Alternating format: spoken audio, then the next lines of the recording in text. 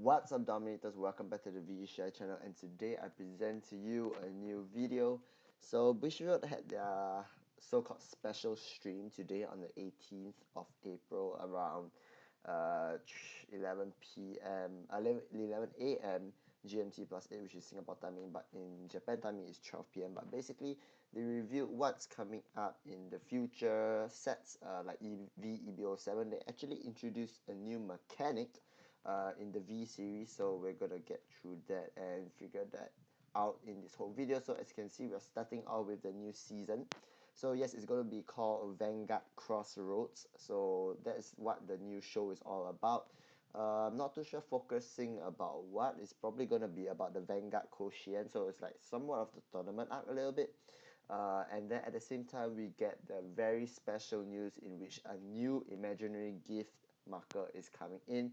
And it was teased before, but then today we're going to get into it and know what the markers really mean. So when they teased the new marker, everybody thought it's going to be some new mechanic, as in like it's going to be a new gift, giving maybe your whole front row gain 10k for the turn or some shit. I'm not too sure, but basically what they done, actually we skip right here to this. So yes, this is somewhat of the new markers. It looks very enlarged in a sense. So it's just an add-on to the original Force, Excel, and Protect, and they are called Force 2, Excel 2, and Protect 2. So there are original Force markers, obviously, and then there are original Excel and Protect as well. But the difference between the original and the version 2, in which I'm going to call it version 2, is that the effects are way different. So once you ride on to grade 3, in this picture as you can see is depicted by Bushiroad, you are able to gain a force marker, and you would choose whether you want to gain the force 1 or force 2. So each different kind of force markers have their own effects, and they only can be used like once a game. What I mean by once per game means once you declare, let's just say during this game I'm gonna use a force 1 marker, you only can use force 1 markers for the rest of the game. You can't change from force 1 to force 2 mid game, with the exception of some cards in which I'll get to later. So force 1 is basically the same thing, where you put a imaginary gift marker under one of your circles, and that unit gains 10k on that circle during your turn. But force 2 is going to be a different from force 1. So we're going to get through the effects right here. So this is the new effects for force 1, force 2, XL2, and Protect 2. So the first one we have is force 2. So force 2, when placed on Vanguard or Vanguard circle, your original critical becomes 2 and it doesn't stack. So stacking doesn't increase it to 3 or 4. What does this mean? So from force 1, in which it gets a 10k power during your turn, whatever unit is on that rearguard circle, it gets 10k power, whether Vanguard or rearguard. Now force 2, it implements, instead of getting the 10k, you get an additional critical. So this guarantees that you actually get the critical on your Vanguard or rearguard, which I think is just busted in Bermuda Melody deck, because Bermuda Melody decks are really hitting with rearguard power over 50 to 60k, maybe even sometimes even 70k. So getting that additional force 2 marker, which guarantees you the crit, it's really impactful to the game.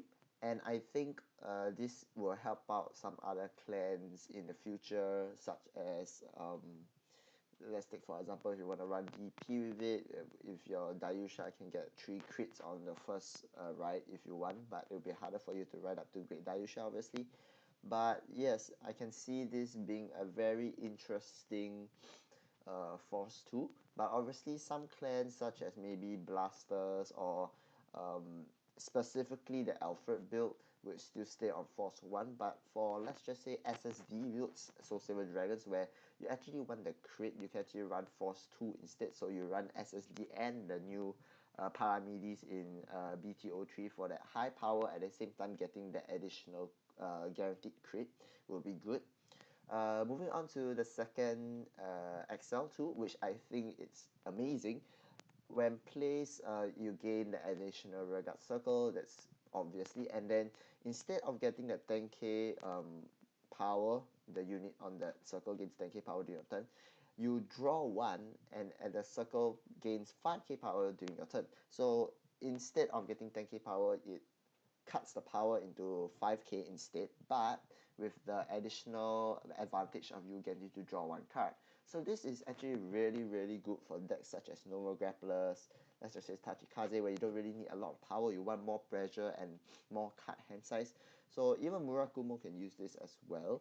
I feel that this is actually what XL really needed, because most of the times XLs don't really have a lot of draw power, but normal grapplers now is actually looking really good because of this new XL2. So you have to declare that, oh, once you ride up to grade 3, you can gain an XL2 marker, and it ties in well with Azure Dragon, as in on place you gain the imaginary gift XL, and then you draw one off the XL first, then you can use Azure Dragon skill, count +1, draw one, call one.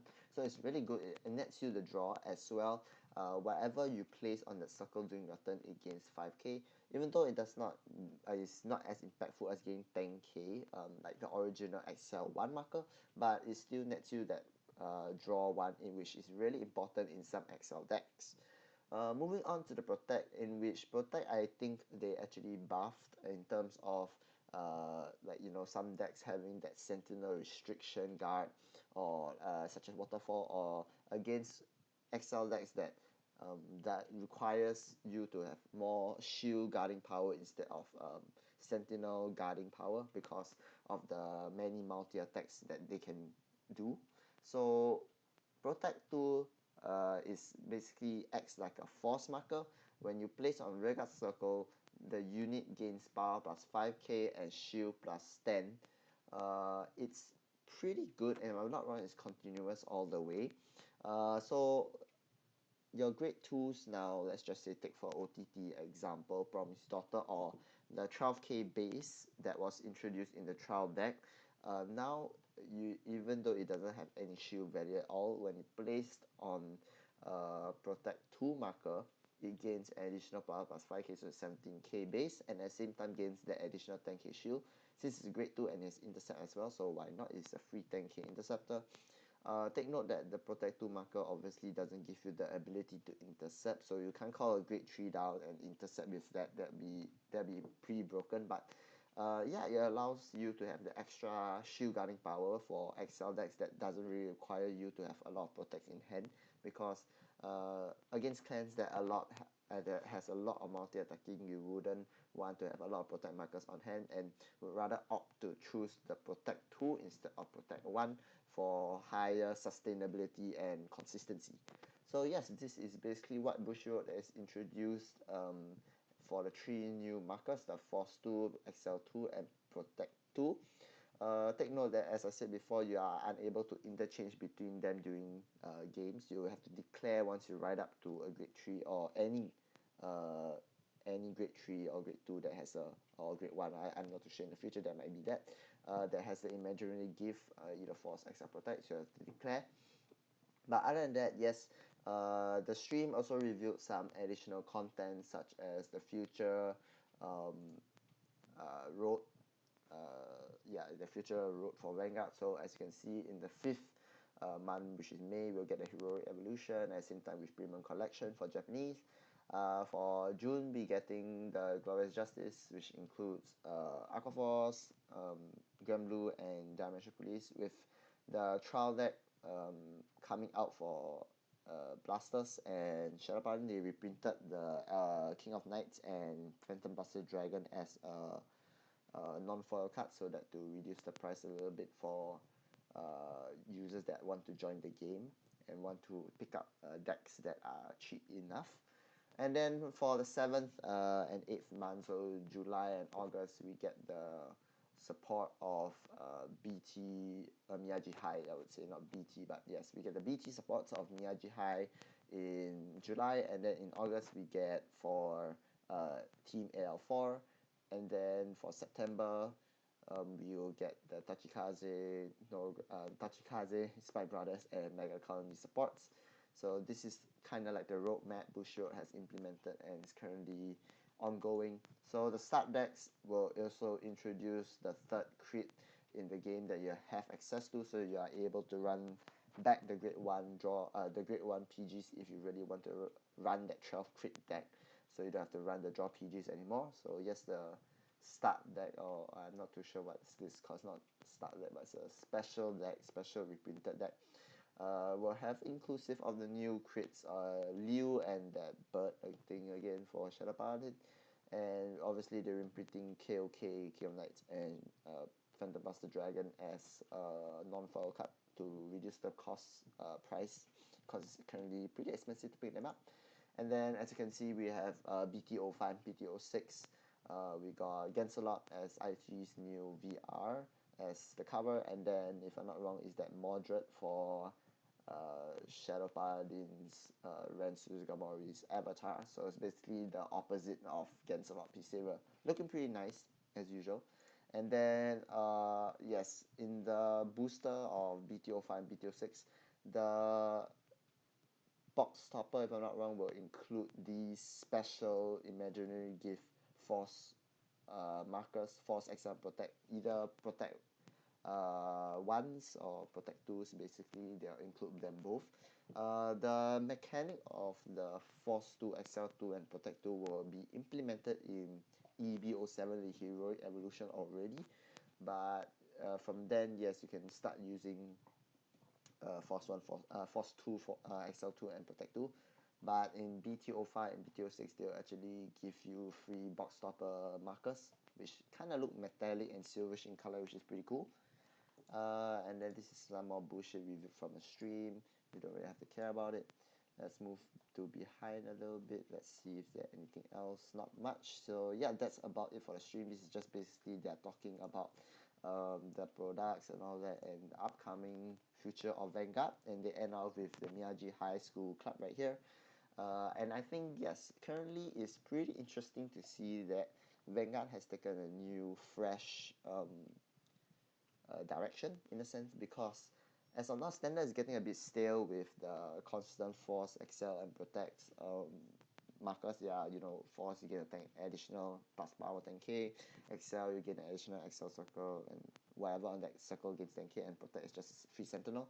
But now they introduce new mechanics such as the force 2, excel 2, and protect 2, so they can play around with the game and play around with different matchups to test.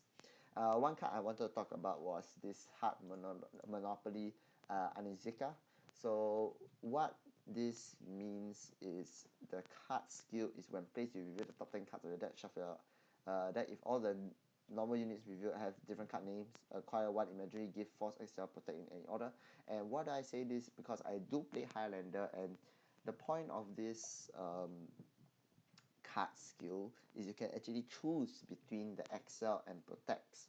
So I can actually gain additional force, excel, protect right here, but the force marker, I would say you have to you're unable to choose, because once you ride up to a grade 3, you have to declare whether you're using force 1 or force 2. And when you ride up to this grade 4, you gain the additional force marker as well. It will follow the original what you have chosen when you rode up from grade 3, so it will be force 1, force 2. And then when you actually have the skill revealed right here and you acquire the imaginary gift force, the additional one, it will still follow what you have chosen when you ride from grade 3, so it's either force 1 or force 2, it will follow from there. But from the additional excel and protect, because you have the additional circles that are implemented into this deck, you can either choose to gain an additional excel 1 or excel 2, or protect 1 and protect 2, so you are able to interchange between them because it's not part of the deck. However, the force that you gain from the grade 3 in the deck right here, so you can see that the grade force has a force marker, it will still follow the original one what you have chosen when you rode up from a grade 2 to grade 3, so you are unable to change. But for the excel and protect, you are able to interchange between them depending on the matchup to see which one is better for you. But other than that, yes, that's basically what I feel that Highlander is getting more fun. Bermuda just got big power boost, because even with high power rear guards, they usually have not much pressure because only 1 damage unless check a critical, but now they have more pressure because of the force 2 imaginary gift. But yes, leave in the comments what you think of the force tool, protect tool, and excel tool markers are how are they gonna implement the game. And yes, I'll see you guys in the next video.